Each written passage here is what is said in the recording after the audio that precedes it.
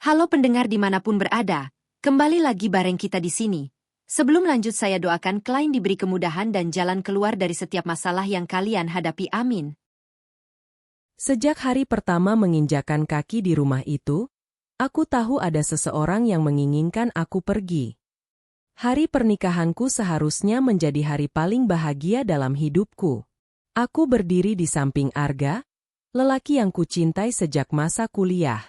Dengan balutan gaun sederhana berwarna putih, aku mengucapkan janji suci yang selama ini hanya hadir dalam mimpi. Di hadapan penghulu, keluarga, dan para tamu undangan, Arga menggenggam tanganku erat seolah ingin meyakinkanku bahwa apapun yang terjadi, ia akan selalu berada di sisiku. Saat itu aku mempercayainya sepenuh hati. Namun kebahagiaan itu tidak berlangsung lama. Ketika acara resepsi selesai dan para tamu mulai pulang, aku melihat seorang wanita parubaya berdiri di sudut ruangan. Tatapannya dingin. Tidak ada senyum di wajahnya meskipun hari itu putra satu-satunya baru saja menikah. Wanita itu adalah Bu Ratna, Ibu Arga. Sejak awal beliau memang tidak pernah menyetujui hubungan kami. Menurutnya, aku tidak pantas menjadi istri Arga. Aku berasal dari keluarga sederhana. Ayahku hanya seorang tukang servis elektronik di kampung, sedangkan ibuku berjualan kue keliling. Sementara keluarga Arga termasuk keluarga terpandang di kota. Mereka memiliki toko bahan bangunan yang cukup besar dan dikenal banyak orang. Perbedaan itulah yang selalu menjadi alasan Bu Ratna untuk menolakku. Kalau bukan karena Arga keras kepala, ibu tidak akan pernah menyetujui pernikahan ini, katanya beberapa minggu sebelum akad. Kalimat itu masih teringat jelas di kepalaku. Malam setelah resepsi, aku dan Arga pindah ke rumah keluarganya. Untuk sementara kami memang akan tinggal bersama orang tuanya sampai keadaan keuangan kami lebih stabil. Rumah itu besar dan megah. Namun entah kenapa, begitu melangkah masuk, aku merasa seperti orang asing yang tidak diharapkan kehadirannya. Bu Ratna berjalan lebih dulu tanpa mengatakan apa-apa.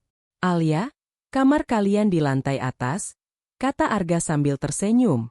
Aku mengangguk pelan. Saat kami menaiki tangga, terdengar suara Bu Ratna dari ruang tamu. "Jangan terlalu nyaman tinggal di sini." Aku menoleh. Beliau sedang menatapku. Saya tidak suka ada orang yang numpang hidup di rumah ini. Suasana mendadak hening. Arga langsung menghela napas. "Ibu, hari ini hari pernikahan kami." "Lalu kenapa?" jawab Bu Ratna dingin. "Ibu hanya mengatakan kenyataan." Dadaku terasa sesak. Aku berusaha tersenyum meski hati mulai terluka. "Maaf kalau kehadiran saya merepotkan, Bu." Bu Ratna tidak menjawab. Beliau hanya memalingkan wajah lalu pergi meninggalkan kami. Malam itu aku menangis diam-diam di kamar mandi agar Arga tidak melihat. Aku tidak ingin membuatnya berada di posisi sulit antara istri dan ibunya. Keesokan harinya, aku bangun lebih pagi. Aku membantu memasak, membersihkan rumah, bahkan mencuci piring sebelum Bu Ratna bangun. Aku berharap jika aku menunjukkan niat baik, beliau akan mulai menerimaku. Namun harapanku ternyata terlalu besar. Ketika Bu Ratna masuk ke dapur dan melihat sarapan yang sudah kusiapkan, beliau hanya berkata singkat, "Garamnya kebanyakan." Padahal bahkan beliau belum mencicipinya. Hari demi hari berlalu. Apapun yang kulakukan selalu salah di matanya. Jika aku membersihkan rumah, beliau mengatakan aku tidak teliti. Jika aku memasak, beliau menganggap masakanku tidak enak. Jika aku diam di kamar, beliau menuduhku malas. Tidak ada satupun yang benar. Suatu sore, saat aku sedang menyiram tanaman di halaman, tetangga sebelah datang berkunjung. "Wah, ini menantu baru ya? Cantik sekali." Aku tersenyum sopan. Namun sebelum sempat menjawab, Bu Ratna berkata lebih dulu, "Cantik saja tidak cukup. Yang penting bisa membawa keberuntungan untuk keluarga." Aku terdiam. Tetangga itu tampak canggung. Setelah ia pergi, Bu Ratna kembali menatapku. "Jangan terlalu senang dipuji orang. Saya tidak, Bu. Semoga saja. Malam harinya, sesuatu terjadi. Salah satu truk pengangkut barang milik toko keluarga mengalami kecelakaan kecil di jalan. Tidak ada korban jiwa, hanya kerusakan pada kendaraan. Namun Bu Ratna langsung menyalahkanku. Sejak perempuan itu masuk rumah ini, masalah mulai berdatangan. Aku yang sedang membawa teh hampir menjatuhkan nampan. Apa maksud Ibu? Maksud Ibu jelas. Dulu usaha keluarga kami baik-baik saja. Arga langsung menyela. Ibu, itu hanya kecelakaan biasa. Tidak ada yang kebetulan. Aku menunduk. Untuk pertama kalinya, aku mendengar tuduhan yang membuat bulu kuduku merinding. Bu Ratna memandangku tajam. Kamu pembawa sial. Kalimat itu menghantam hatiku seperti petir. Aku tidak tahu harus menjawab apa. Yang ku tahu, malam itu menjadi awal dari sesuatu yang jauh lebih buruk. Aku belum menyadarinya. Aku belum tahu bahwa tuduhan itu akan terus mengikuti setiap langkahku. Aku belum tahu bahwa suatu hari nanti, kata-kata "pembawa sial" akan menjadi alasan seseorang mengusirku dari rumah saat aku sedang mengandung anaknya. Dan yang paling tidak kusangka, 5 tahun kemudian, orang-orang yang pernah menghinaku akan berdiri di hadapanku dengan wajah penuh penyesalan. Tetapi saat itu, aku hanyalah seorang istri baru yang masih berharap bisa diterima oleh keluarga suamiku. Harapan yang perlahan mulai hancur, sedikit demi sedikit.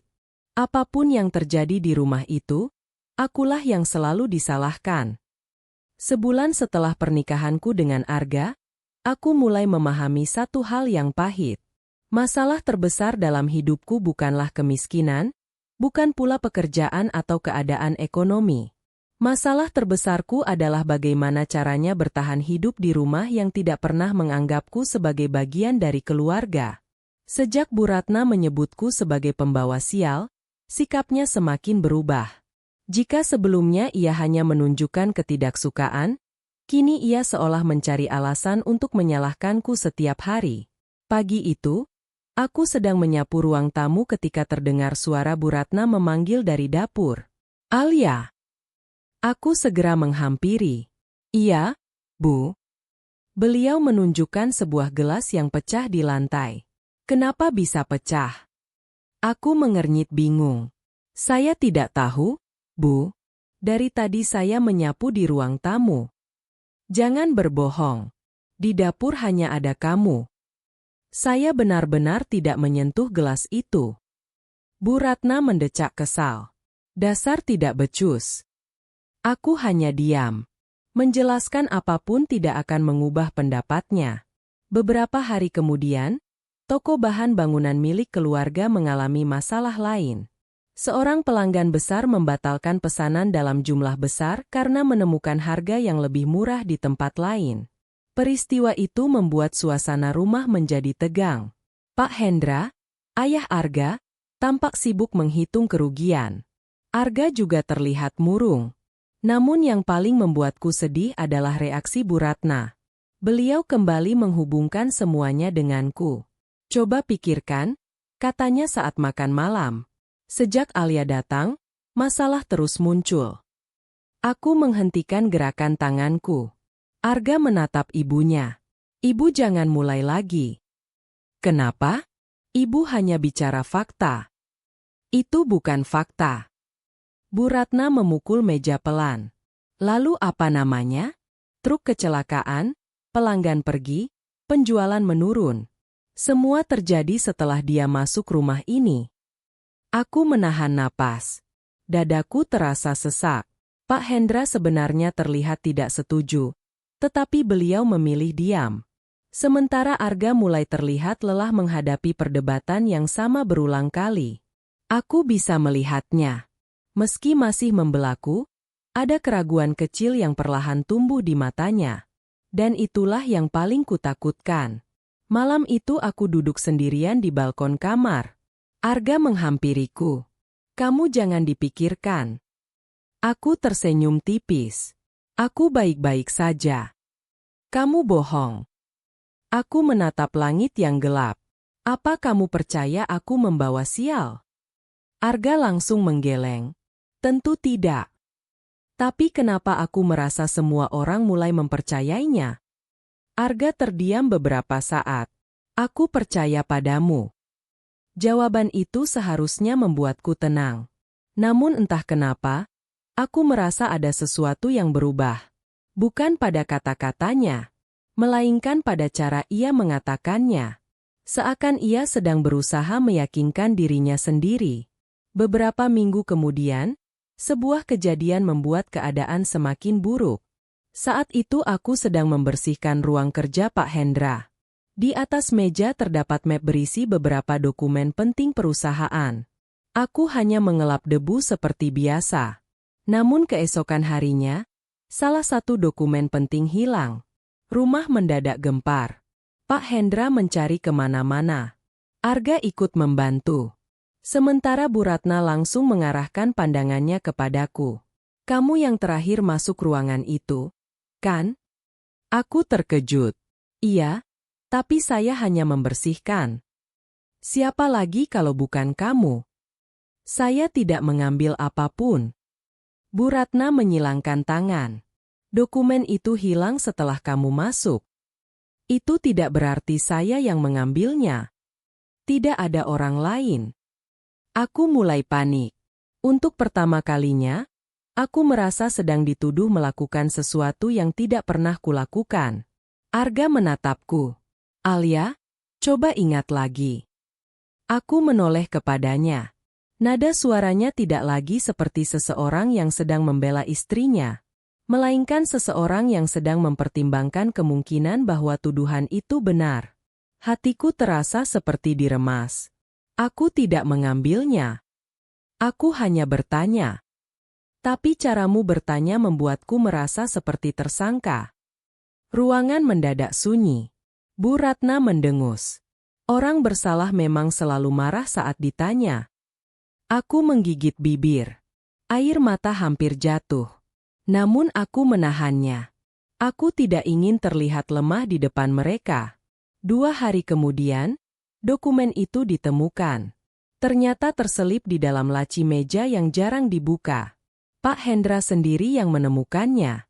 Aku mengira semuanya akan selesai. Aku mengira Bu Ratna akan meminta maaf. Ternyata aku salah. Beliau hanya berkata singkat, "Untung ketemu." Tidak ada permintaan maaf. Tidak ada penyesalan. Seolah tuduhan yang dilontarkannya sebelumnya tidak pernah terjadi. Hari-hari berikutnya berjalan semakin berat. Setiap ada masalah, namaku selalu disebut. Lampu rumah mati karena korsleting? Salah Alia.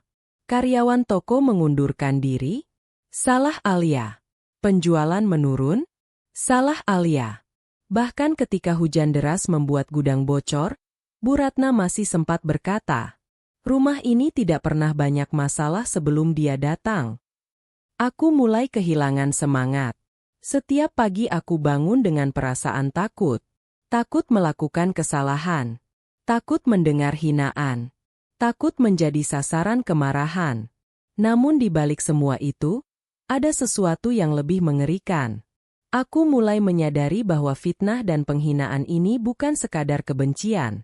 Bu Ratna benar-benar ingin membuatku pergi. Dan perlahan, usahanya mulai berhasil.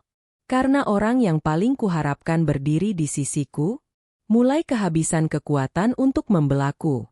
Suatu malam, saat aku melewati ruang tamu, aku mendengar Bu Ratna berbicara kepada Arga. "Kamu masih punya waktu untuk memperbaiki hidupmu." "Apa maksud ibu?" "Ceraikan dia." Jantungku seolah berhenti berdetak. Aku berdiri membeku di balik dinding. "Bu?" Suara Arga terdengar terkejut. "Ibu serius? Dia tidak membawa kebaikan apapun untuk keluarga ini." "Itu tidak benar." "Kalau begitu buktikan." Aku menutup mulut agar tidak menangis. Malam itu aku kembali ke kamar dengan langkah gemetar. Untuk pertama kalinya sejak menikah, ketakutan terbesar muncul dalam pikiranku. Bagaimana jika suatu hari nanti Arga memilih mempercayai ibunya? Dan bagaimana jika hari itu datang lebih cepat daripada yang kubayangkan? Pertanyaan itu terus menghantuiku sepanjang malam. Tanpa kusadari, badai yang lebih besar sudah menunggu di depan. Dan kali ini, bukan hanya rumah tanggaku yang terancam hancur, tetapi juga masa depan yang selama ini kuperjuangkan. Aku mengira kehamilan ini akan menyatukan keluarga, ternyata justru menjadi awal penderitaanku. 2 bulan setelah aku mendengar Bu Ratna meminta Arga menceraikanku, hidupku dipenuhi kecemasan yang sulit dijelaskan. Aku berusaha bersikap seperti biasa, tersenyum di depan semua orang, memasak, membersihkan rumah, dan membantu apapun yang bisa kubantu. Namun di dalam hati, aku terus dihantui ketakutan. Aku takut kehilangan suamiku. Aku takut suatu hari Arga benar-benar menyerah menghadapi tekanan ibunya. Pagi itu, tubuhku terasa berbeda. Sudah beberapa hari aku sering mual dan mudah lelah. Awalnya kupikir hanya karena terlalu banyak pikiran. Namun ketika mencium aroma masakan dari dapur dan tiba-tiba perutku terasa bergejolak, aku mulai curiga. Diam-diam, aku pergi ke klinik dekat rumah. Tanganku gemetar saat menerima hasil pemeriksaan. Selamat, Bu. Anda hamil sekitar 6 minggu. Aku menatap dokter itu dengan mata berkaca-kaca. Hamil? Dokter tersenyum. Iya, kondisi janinnya juga terlihat baik. Aku hampir menangis karena bahagia. Sepanjang perjalanan pulang, aku tidak bisa berhenti tersenyum. Semua kesedihan yang selama ini kurasakan seolah menghilang sesaat. Aku membayangkan wajah Arga ketika mendengar kabar itu. Mungkin ini yang kami butuhkan. Mungkin kehadiran seorang anak akan meluluhkan hati Bu Ratna. Mungkin keluarga ini akhirnya bisa menerima keberadaanku. Malam harinya, aku menunggu Arga pulang dengan perasaan berdebar.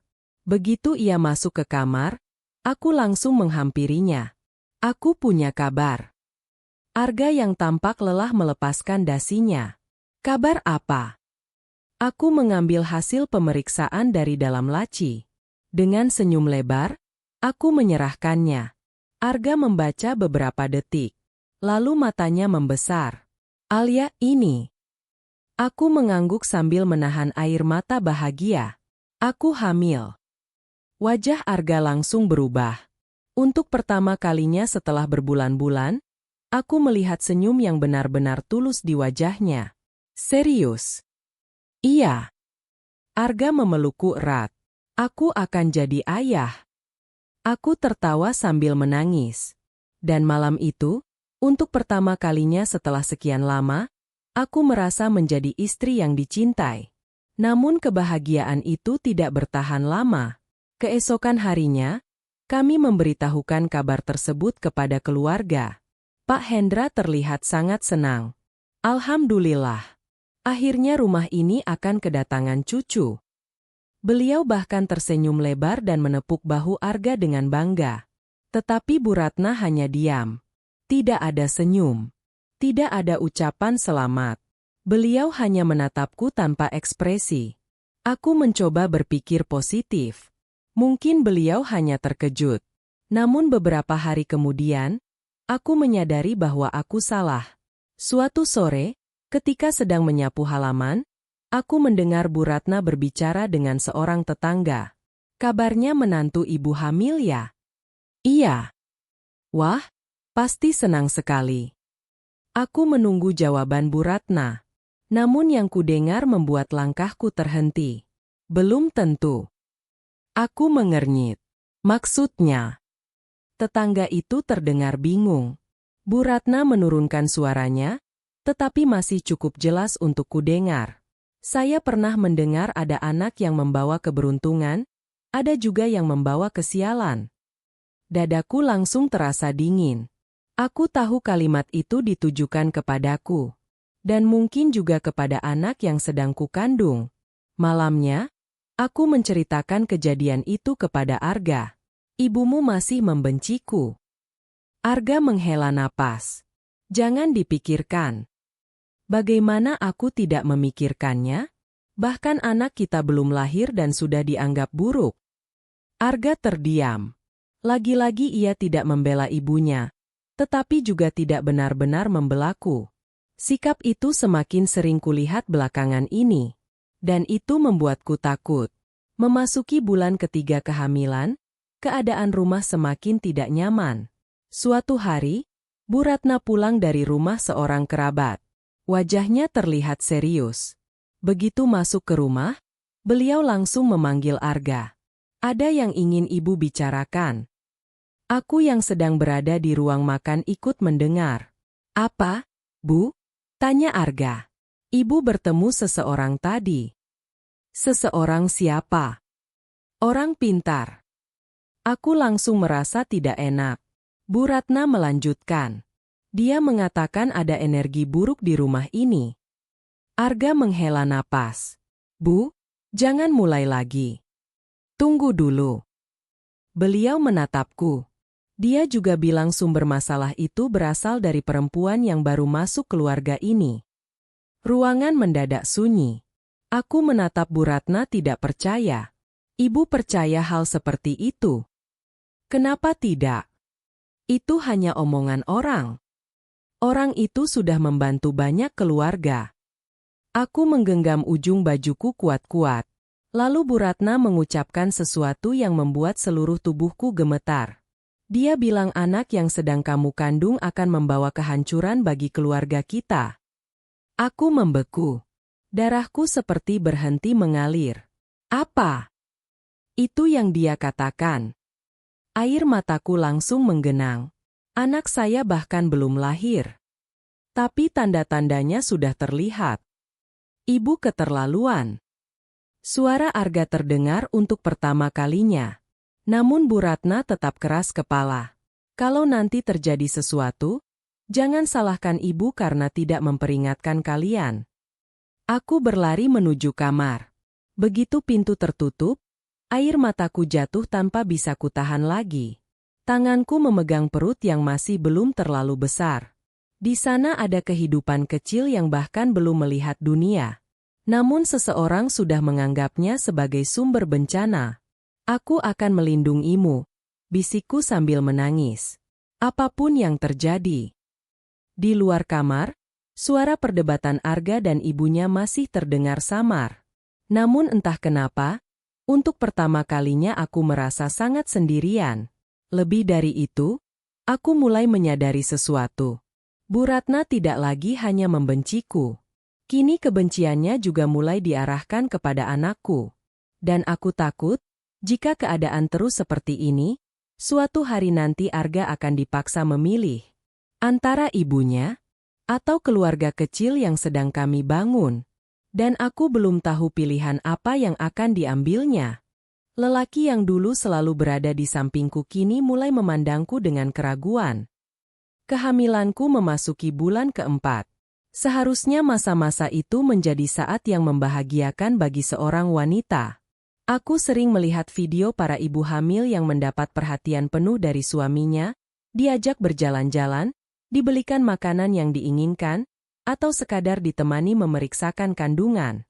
Namun kenyataannya, hidupku jauh berbeda. Aku memang masih memiliki Arga di sisiku. Tetapi perlahan-lahan, aku merasa kehilangan dirinya sedikit demi sedikit. Awalnya perubahan itu sangat kecil. Arga mulai lebih sering pulang larut malam dengan alasan pekerjaan. Ia juga terlihat lebih mudah lelah dan jarang mengajakku berbicara seperti dulu. Jika sebelumnya kami bisa menghabiskan waktu berjam-jam untuk mengobrol sebelum tidur, kini sebagian besar malam dihabiskan dalam keheningan. Aku berusaha memakluminya. Mungkin memang usaha keluarga sedang mengalami banyak masalah. Mungkin ia hanya stres. Namun semakin lama, perubahan itu semakin jelas. Suatu malam, aku memberanikan diri bertanya, Arga, akhir-akhir ini kamu kenapa? Ia yang sedang memainkan ponselnya menoleh sekilas. Kenapa apa? Kamu berbeda. Arga tersenyum tipis. Perasaanmu saja. Bukan. Aku menatapnya. Kamu jarang bicara denganku. Ia meletakkan ponselnya di atas meja. Aku hanya capek. Jawaban itu terdengar sederhana. Tetapi entah kenapa, aku merasa ada sesuatu yang disembunyikannya.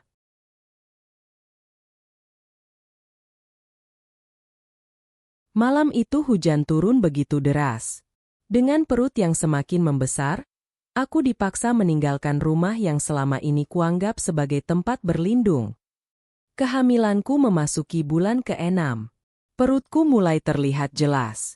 Setiap kali bercermin, aku selalu tersenyum melihat perubahan pada tubuhku. Di tengah semua penderitaan yang kualami, hanya bayi dalam kandunganku yang menjadi alasan untuk tetap kuat. Namun aku tidak tahu bahwa kebahagiaan kecil itu akan segera direnggut oleh sebuah peristiwa yang mengubah seluruh hidupku. Semuanya bermula pada suatu sore yang tampak biasa. Langit mendung sejak siang. Angin bertiup cukup kencang, membuat ranting-ranting pohon di halaman bergoyang tak menentu. Saat itu aku sedang berada di kamar ketika tiba-tiba terdengar suara teriakan dari luar rumah. Kebakaran! Aku langsung terkejut. Dengan jantung berdebar, aku bergegas keluar. Beberapa karyawan toko berlari menuju gudang penyimpanan barang yang berada tidak jauh dari rumah utama. Asap hitam membumbung ke udara. Api terlihat menyala di salah satu sudut bangunan. Orang-orang panik. Aku ikut berlari mendekat, tetapi Arga langsung menahanku. Jangan ke sana. Ada apa? Gudang terbakar. Wajah Arga terlihat tegang. Beberapa petugas pemadam datang tak lama kemudian. Beruntung api berhasil dipadamkan sebelum menyebar ke seluruh bangunan. Kerugian memang tidak terlalu besar, tetapi cukup membuat keadaan semakin buruk bagi usaha keluarga. Malam itu suasana rumah sangat mencekam. Tidak ada yang berbicara saat makan malam. Pak Hendra tampak sangat kecewa. Arga terus menerima telepon dari karyawan. Sementara Bu Ratna duduk dengan wajah gelap. Aku bisa merasakan sesuatu yang buruk akan terjadi. Dan firasatku benar. Tiba-tiba Bu Ratna meletakkan sendoknya dengan keras. Cukup. Semua orang menoleh. Beliau berdiri. Tatapannya langsung mengarah kepadaku. Saya sudah tidak bisa diam lagi. Dadaku langsung berdebar. Ibu, kata Arga pelan. Tidak, Arga. Suara Bu Ratna meninggi. Semua ini sudah terlalu jelas. Aku menelan ludah. Maksud ibu apa? Maksud saya, sejak kamu masuk keluarga ini, tidak ada satu hari pun yang benar-benar tenang. Ruangan mendadak hening. Aku bisa merasakan napasku mulai tidak teratur. Ibu, kebakaran itu karena korsleting listrik, kata Pak Hendra. Namun Bu Ratna menggeleng keras. Kalau memang hanya korsleting, kenapa semua musibah datang berturut-turut? Itu tidak ada hubungannya dengan Alia. Justru ada hubungannya. Beliau menunjuk ke arahku. Aku membeku. Kamu pembawa sial. Kalimat itu kembali terdengar. Namun kali ini lebih keras. Lebih tajam. Lebih menyakitkan. Ibu, cukup, bentak Arga. Tetapi Bu Ratna tidak peduli. Sejak perempuan ini datang, usaha kita hancur perlahan-lahan. Air mataku mulai menggenang. Saya tidak melakukan apapun, Bu. Kamu tidak perlu melakukan apapun. Kehadiranmu saja sudah membawa bencana. Aku memegang perutku secara refleks. Anakku seakan menjadi satu-satunya sumber kekuatan yang tersisa. Saya mohon jangan berkata seperti itu. Namun Bu Ratna justru tertawa sinis. Masih berani membela diri. Ibu. Aku menangis semalaman, tetapi ketika menyentuh perutku, aku tahu aku tidak boleh menyerah. Malam saat aku diusir dari rumah suamiku menjadi malam terpanjang dalam hidupku. Hujan turun tanpa henti. Jalanan hampir kosong. Lampu-lampu jalan memantulkan bayangan yang tampak suram di genangan air. Dengan satu tas kecil di tangan dan kandungan yang semakin besar, aku berjalan tanpa tahu harus kemana. Aku tidak berani pulang ke rumah orang tuaku. Ayah dan ibu tinggal di kampung yang cukup jauh. Selain itu, kondisi ekonomi mereka juga pas-pasan. Aku tidak ingin menambah beban mereka. Namun semakin lama berjalan, tubuhku mulai lemah. Kakiku terasa nyeri. Perutku sesekali terasa kencang. Aku mulai takut terjadi sesuatu pada bayi yang kukandung. Akhirnya aku berhenti di depan sebuah warung makan kecil yang masih buka meski hari sudah larut malam. Seorang wanita parubaya sedang membereskan kursi-kursi plastik di depan warung. Melihat keadaanku, ia langsung menghampiri. "Nak, kamu kenapa?" Aku berusaha tersenyum. "Tidak apa-apa, Bu." Namun air mata yang jatuh di pipiku langsung membongkar kebohongan itu. Wanita itu tampak khawatir. "Kamu hamil, kan?" Aku mengangguk. "Sudah malam begini kenapa sendirian?" Pertanyaan itu membuat dadaku sesak. Aku tidak sanggup menjawab. Wanita itu menatapku beberapa saat. Lalu tanpa banyak bertanya, ia berkata pelan, "Mari masuk dulu." Aku terdiam. "Saya tidak punya uang banyak, Bu." "Bukan itu maksud saya." Beliau tersenyum hangat. "Kamu basah kuyup. Masuklah." Entah kenapa, kehangatan dari orang asing itu membuatku kembali menangis. Malam itu, untuk pertama kalinya sejak diusir, aku merasa masih ada kebaikan di dunia. Namanya Bu Sari. Beliau adalah pemilik warung sederhana yang berada di pinggir jalan kota kecil itu. Setelah mendengar sebagian ceritaku, Bu Sari mengizinkanku menginap di kamar kosong di belakang warung. "Kamu bisa tinggal sementara sampai menemukan jalan keluar." Aku menatapnya tidak percaya. "Kenapa ibu begitu baik kepada saya?" Bu Sari tersenyum. "Dulu saya juga pernah ditolong orang saat hidup sedang hancur." Jawaban sederhana itu membuatku semakin terharu. Mereka menganggap aku tidak akan mampu bertahan, tetapi justru dari keterpurukan itulah hidupku berubah. Hari-hari setelah kelahiran Alif dipenuhi kelelahan yang belum pernah kurasakan sebelumnya. Pagi aku membantu Bu Sari di warung. Siang aku mencuci pakaian dan membersihkan kamar kecil tempat kami tinggal. Malam aku begadang karena Alif sering terbangun. Terkadang tubuhku terasa sangat lemah. Namun setiap kali melihat putraku tersenyum dalam tidurnya, aku kembali menemukan alasan untuk bertahan. Suatu sore, saat membantu Bu Sari membuat gorengan, beberapa pelanggan memuji sambal yang kubuat. "Bu Sari, sambalnya enak sekali hari ini." "Iya, beda dari biasanya." Bu Sari langsung menunjuk ke arahku.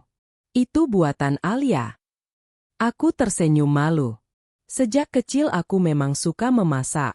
Ibuku sering mengajarkanku membuat berbagai macam makanan sederhana.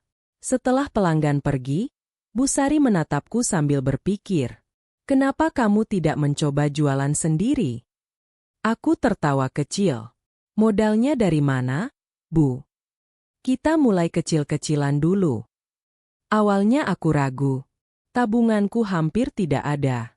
Aku juga masih harus mengurus bayi. Namun Bu Sari terus menyemangatiku. "Jangan takut memulai. Yang penting jujur dan mau bekerja keras." Kalimat itu terus terngiang di kepalaku. Akhirnya aku memberanikan diri membuat beberapa botol sambal rumahan untuk dijual di warung Bu Sari. Aku memberi nama sambal Alif.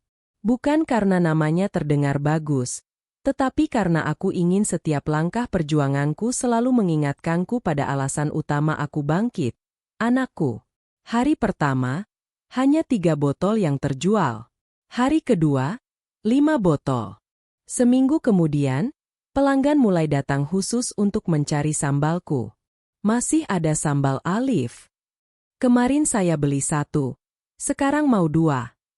Pedasnya pas, Bu." Setiap mendengar pujian itu, hatiku berdebar tidak percaya. Untuk pertama kalinya sejak diusir dari rumah, aku merasa diriku masih memiliki sesuatu yang berharga. Bukan sekadar wanita yang ditolak. Bukan sekadar ibu tunggal. Aku punya kemampuan. Dan kemampuan itu mulai membuka jalan baru. Beberapa bulan kemudian, produksi sambalku meningkat. Aku mulai menitipkan dagangan ke warung-warung kecil di sekitar kota. Keuntungannya memang belum besar, tetapi cukup untuk membeli susu Alif tanpa harus selalu bergantung pada Bu Sari. Suatu malam, aku menyerahkan sebagian uang hasil penjualan kepada Bu Sari. Ini untuk sewa kamar dan bantuan ibu selama ini. Beliau menolak. Simpan saja. Saya tidak enak terus ditolong. Bu Sari tersenyum lembut. Kalau begitu anggap saja kamu sedang menabung untuk masa depan Alif. Air mataku hampir jatuh. Sudah lama sekali aku tidak diperlakukan dengan tulus seperti ini. Setahun berlalu. Alif mulai belajar berjalan. Warung kecil itu menjadi saksi bagaimana kami tumbuh bersama. Aku bekerja dari pagi hingga malam, sementara Alif sering bermain di dekatku sambil tertawa kecil. Dan di tengah kesibukan itu, luka lama perlahan mulai sembuh. Aku jarang memikirkan Arga lagi. Meski sesekali, saat melihat seorang ayah menggendong anaknya, ada rasa nyeri kecil di dadaku. Aku bertanya-tanya apakah Alif suatu hari akan menanyakan ayahnya. Namun aku selalu menepis pikiran itu. Aku belum siap. Yang harus kulakukan sekarang hanyalah terus maju. Suatu sore, seorang pemilik toko oleh-oleh datang ke warung Bu Sari. Ia mencoba sambalku dan langsung tertarik. Bisa pasok untuk toko saya? Aku terdiam. Berapa banyak, Pak? 50 botol dulu setiap minggu. Jantungku langsung berdegup kencang. Itu jumlah yang jauh lebih besar dari biasanya. Aku menoleh ke arah Bu Sari. Beliau tersenyum bangga. Terima saja. Tanganku gemetar saat menjawab. Baik, Pak. Saya akan usahakan. Malam itu aku tidak bisa tidur. Bukan karena takut, melainkan karena untuk pertama kalinya, aku melihat secercah masa depan yang dulu terasa mustahil. Aku memandangi Alif yang tertidur pulas di sampingku. Lalu aku tersenyum. Kita mulai bangkit. Nak? Di luar kamar kecil itu, hujan turun pelan. Aneh sekali. Dulu hujan mengiringi langkahku saat diusir dari rumah. Kini suara hujan justru terasa seperti musik yang menemani awal perjalanan baru kami. Dan tanpa kusadari, langkah kecil yang kumulai dari warung sederhana itu akan membawaku pada kehidupan yang sama sekali tidak pernah kubayangkan sebelumnya. Kehidupan yang suatu hari nanti membuat orang-orang yang pernah merendahkanku menatapku dengan penuh penyesalan. 5 tahun berlalu, dan perempuan yang dulu diusir kini menjadi sosok yang tak lagi dipandang sebelah mata. Waktu berjalan tanpa terasa. Dari seorang wanita yang pernah diusir dalam hujan malam, kini aku berdiri di depan sebuah bangunan kecil bertuliskan, Alif Food Industry. Namaku masih Alia. Tapi hidupku sudah tidak sama lagi. 5 tahun terakhir adalah perjalanan yang tidak pernah kubayangkan sebelumnya. Dari 1 botol sambal, menjadi puluhan ribu botol yang dikirim ke berbagai kota. Dari warung kecil Bu Sari, kini aku memiliki dapur produksi sendiri dengan beberapa karyawan. Dan dari seorang ibu yang pernah menangis di pinggir jalan, kini aku menjadi pemilik usaha yang mulai dikenal di kalangan distributor makanan.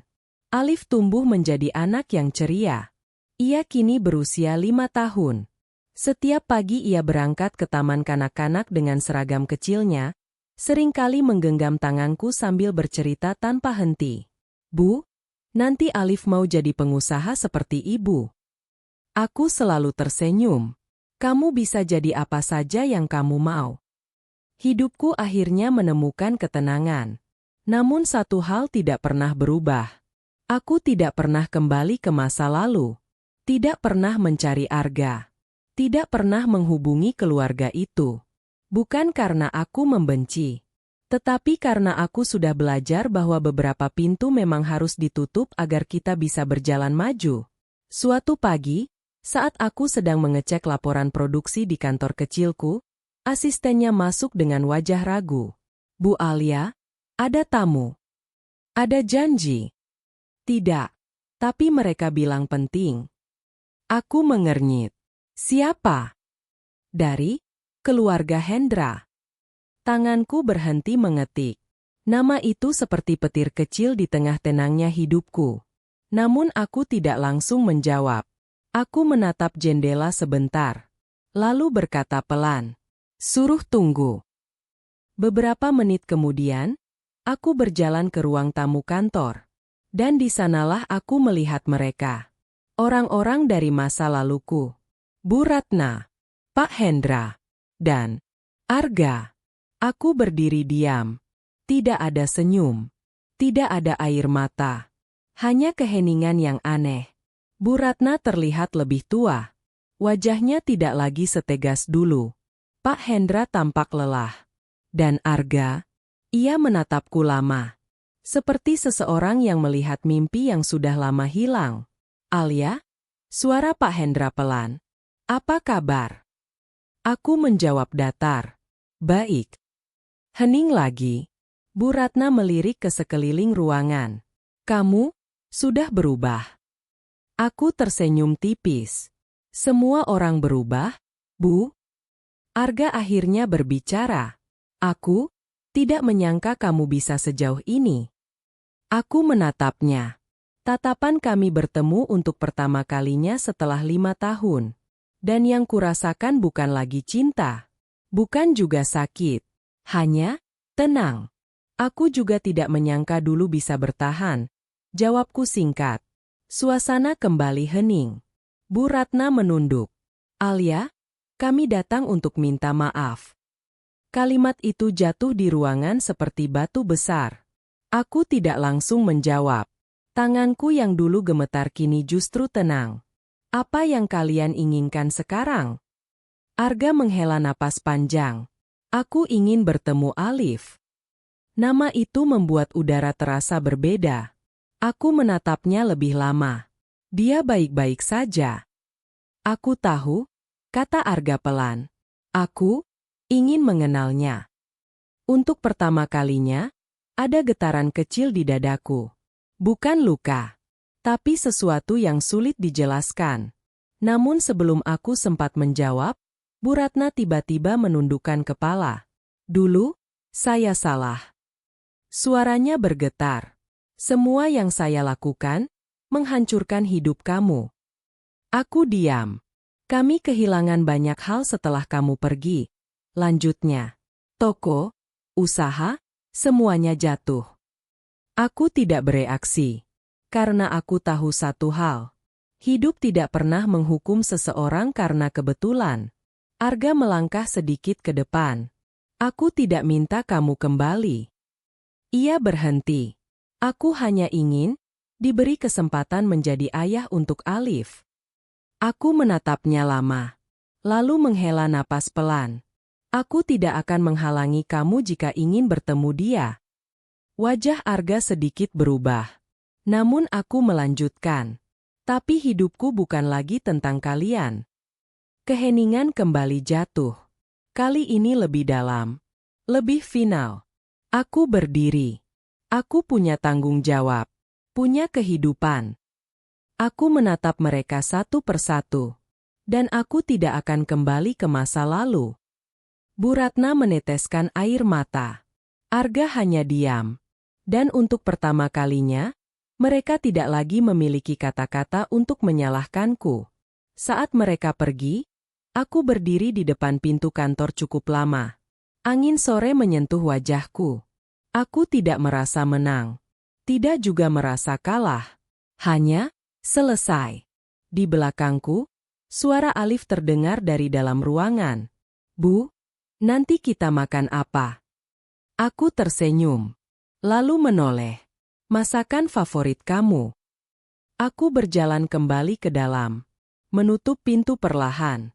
Dan meninggalkan masa lalu di belakangku untuk selamanya.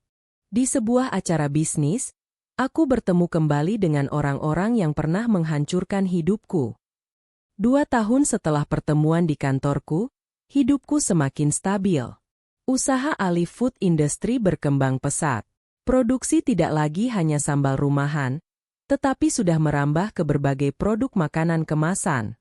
Kami bekerja sama dengan beberapa distributor besar, bahkan mulai masuk ke minimarket di kota-kota sekitar. Aku tidak lagi sekadar bertahan. Aku benar-benar hidup. Alif kini berusia 7 tahun. Ia tumbuh menjadi anak yang cerdas dan penuh rasa ingin tahu. Kadang ia bertanya hal-hal yang membuatku harus berpikir lama sebelum menjawab. Bu, ayah Alif siapa? Pertanyaan itu akhirnya datang juga. Aku tidak pernah melarangnya bertanya. Hanya saja, aku selalu menjawab dengan hati-hati. Ayah kamu orang baik. Di mana dia? Aku mengusap rambutnya pelan. Suatu hari kamu akan tahu. Alif mengangguk, meski aku tahu ia belum benar-benar mengerti. Dan setiap kali pertanyaan itu muncul, ada bagian kecil di hatiku yang kembali mengingat masa lalu. Arga. Aku tidak pernah benar-benar melupakannya. Hanya belajar menyimpannya di tempat yang tidak mengganggu hidupku. Suatu hari, aku menerima undangan sebuah acara pameran produk nasional di Jakarta. Ini kesempatan besar. Aku memutuskan untuk hadir sendiri, membawa beberapa produk unggulan. Gedung pameran itu sangat ramai. Para pengusaha dari berbagai daerah berkumpul, menawarkan produk mereka masing-masing. Aku mengenakan pakaian sederhana, tetapi rapi. Tidak berlebihan. Di tengah keramaian itu, aku berbicara dengan beberapa calon mitra bisnis. Semuanya berjalan lancar. Sampai akhirnya, sebuah suara memanggil namaku dari belakang. Alia. Aku berhenti. Suara itu tidak asing. Aku berbalik perlahan, dan dunia terasa berhenti sejenak. Arga. Ia berdiri beberapa meter dariku, mengenakan jas rapi, tetapi wajahnya terlihat jauh lebih dewasa dan lelah. Di sampingnya, berdiri Bu Ratna dan Pak Hendra. Untuk beberapa detik, tidak ada yang berbicara. Seolah semua orang menahan napas. Alia, Arga mengulang, kali ini lebih pelan. Aku mengangguk singkat. Arga. Hening. Suasana pameran di sekitar kami seakan menghilang. Bu Ratna terlihat canggung. Pak Hendra hanya menatapku dengan wajah tidak nyaman. Arga melangkah sedikit mendekat. Kamu juga ikut pameran ini? Iya. Jawabanku singkat. Tidak ada emosi berlebihan. Tidak ada getaran seperti dulu. Hanya profesional. Arga menatap boothku. Logo Alif Food Industry terpampang jelas. Matanya membaca perlahan. Ini, usaha kamu. Ya. Ia menghela napas panjang. Aku dengar namamu di dunia bisnis makanan makin besar. Aku hanya mengangguk kecil. Terima kasih. Lagi-lagi hening. Bu Ratna akhirnya berbicara pelan. Alia, kami tidak menyangka kamu bisa sejauh ini. Aku menatapnya sekilas. Saya juga tidak menyangka dulu bisa bertahan. Kalimat itu membuat wajah Bu Ratna menunduk. Pak Hendra tampak ingin berkata sesuatu, tapi tidak jadi. Arga kemudian berkata lebih pelan. Aku ingin bicara setelah ini. Aku menatapnya. Untuk apa? Ia terdiam. Aku ingin tahu tentang Alif. Nama itu membuat suasana langsung berubah. Aku menarik napas pelan. Kenapa sekarang? Arga terlihat ragu. Aku baru benar-benar mengerti banyak hal, setelah semuanya terlambat. Aku tersenyum tipis. Senyum yang tidak hangat, tapi juga tidak dingin. Keterlambatan tidak selalu bisa diperbaiki. Arga terdiam.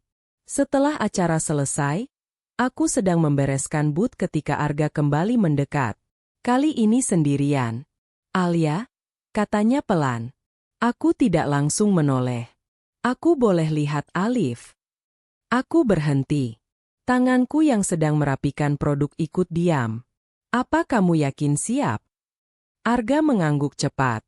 Aku hanya ingin jadi ayah yang benar untuk dia. Aku menatapnya lama.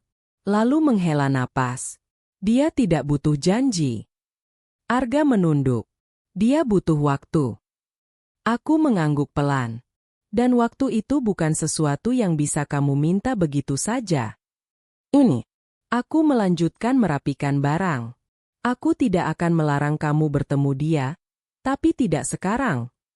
Arga menatapku. Kenapa? Aku akhirnya menoleh.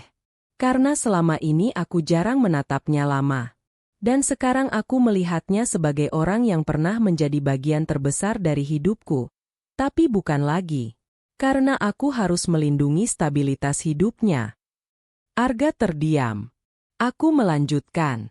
Alif tidak tumbuh dengan luka yang kamu dan keluargamu tinggalkan. Kalimat itu membuat wajahnya menegang.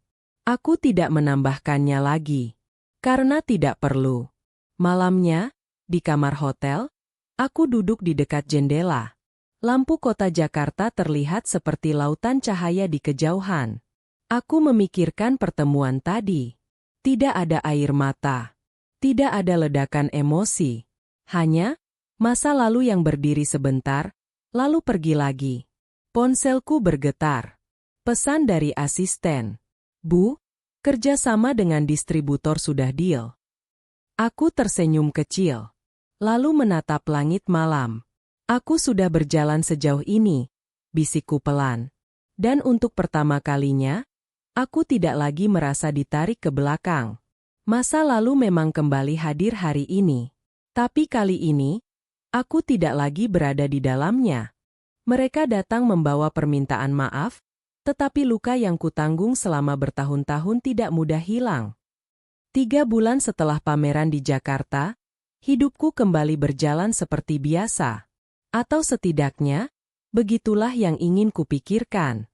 Usaha semakin berkembang, dan Alif tumbuh menjadi anak yang semakin dewasa untuk usianya. Ia mulai memahami bahwa aku bekerja keras bukan hanya untuk hari ini, tetapi juga untuk masa depannya.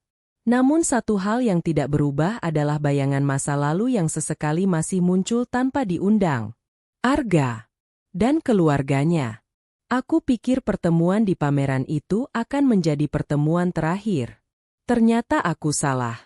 Suatu sore, aku baru saja kembali ke kantor setelah kunjungan ke pabrik produksi. Asistenku mengetuk pintu dengan wajah ragu. Bu Alia, ada tamu. Aku melepas kacamata kerja. Siapa? Asistenku terlihat menelan ludah. Arga dan keluarganya. Tanganku berhenti. Untuk beberapa detik, ruangan terasa lebih sunyi dari biasanya. Aku menarik napas pelan. Suruh mereka tunggu. Ketika aku masuk ke ruang tamu kantor, mereka sudah duduk. Dan pemandangan itu cukup untuk membuat dadaku terasa berat. Arga berdiri lebih dulu. Wajahnya terlihat lebih kurus dari terakhir kali aku melihatnya. Bu Ratna duduk dengan tangan gemetar di pangkuan. Pak Hendra menunduk. Seperti seseorang yang sudah kehabisan tenaga untuk mempertahankan harga dirinya. Aku berdiri di depan mereka. Tidak ada senyum. Tidak ada pelukan. Hanya jarak yang sangat jelas antara masa lalu dan masa kini. Alia? Suara Arga pelan. Aku menjawab singkat. Ya. Hening. Bu Ratna tiba-tiba berdiri. Dan untuk pertama kalinya dalam hidupku, wanita yang dulu selalu menatapku dengan kebencian itu, menundukkan kepala. Alia? Suaranya bergetar. Saya minta maaf. Ruangan terasa membeku. Air matanya jatuh. Saya salah. Saya terlalu membenci kamu, tanpa pernah benar-benar melihat kebenarannya. Aku tidak langsung menjawab. Pak Hendra ikut berbicara. Kami kehilangan banyak hal setelah kamu pergi. Usaha kami jatuh, hubungan keluarga hancur, dan kami baru sadar semuanya sudah terlambat. Aku menatap mereka satu persatu. Lalu berkata pelan. Kenapa baru sekarang? Tidak ada jawaban. Arga mengangkat wajahnya. Aku tahu ini terlambat. Suaranya serak. Tapi aku tidak pernah berhenti menyesal. Aku diam. Aku ingin memperbaiki semuanya, lanjutnya. Bukan untuk masa lalu, tapi untuk Alif. Nama itu membuat suasana kembali berubah. Aku menarik napas panjang. Alif tidak butuh perbaikan dari masa lalu. Arga menatapku. Dia butuh ayah. Kalimat itu menggantung di udara. Dan untuk pertama kalinya, aku melihat bukan Arga yang dulu meninggalkanku, tapi seorang pria yang hancur oleh keputusannya sendiri. Aku berjalan pelan ke arah jendela. Di luar, matahari sore mulai turun. Aku tidak akan melupakan apa yang terjadi, kataku akhirnya. Mereka semua diam. Aku diusir saat hamil, lanjutku. Dituduh membawa sial. Tidak pernah dibela saat aku paling membutuhkan. Bu Ratna menangis semakin keras. Aku tahu. Aku menoleh. Tapi aku juga tidak hidup di masa lalu lagi. Ruangan sunyi. Aku melanjutkan. Sekarang aku punya hidupku sendiri. Punya anak yang harus aku lindungi. Arga menunduk. Aku tidak minta kamu kembali, katanya pelan. Aku hanya ingin kesempatan untuk menjadi ayah yang benar. Aku menatapnya lama. Lalu berkata dengan suara tenang. Kamu bisa menjadi ayah, tapi bukan dengan menghapus semua yang sudah terjadi. Arga mengangguk pelan. Aku mengerti. Beberapa minggu kemudian, aku akhirnya mengizinkan Arga bertemu Alif. Bukan di rumahku. Bukan di ruang yang membuat masa lalu terasa terlalu dekat. Tapi di taman kota. Alif berdiri di sampingku sambil menggenggam es krim. Ketika Arga datang, ia berhenti beberapa langkah dari kami. Alif, Arga berkata pelan. Anakku menatapnya lama. Lalu bertanya polos, Bapak siapa? Aku berjongkok di sampingnya. Dia, ayah kamu. Alif menatapku. Lalu menatap Arga. Kenapa baru datang? Pertanyaan sederhana itu membuat Arga terdiam lama. Sangat lama. Ayah, terlambat, jawabnya akhirnya. Alif tidak langsung merespons. Tapi ia tidak marah. Tidak menangis. Ia hanya diam. Dan itu justru lebih jujur dari semua kata-kata. Malamnya, aku duduk di balkon rumah sambil memandangi langit. Alif sudah tidur. Ponselku bergetar. Pesan dari Arga. Terima kasih sudah memberi kesempatan. Aku tidak akan menyia-nyiakannya lagi. Aku membaca pesan itu lama. Lalu menutup ponsel. Tidak membalas. Bukan karena marah. Tapi karena beberapa hal tidak perlu lagi dijelaskan dengan kata-kata. Aku menatap langit malam. Hidupku tidak sempurna. Masa laluku tidak indah. Tapi aku sudah sampai di titik di mana aku tidak lagi hancur oleh apa yang pernah terjadi. Dan itu sudah cukup. Karena pada akhirnya, perempuan yang dulu dianggap pembawa sial itu, telah membuktikan bahwa ia bisa membangun keberuntungannya sendiri.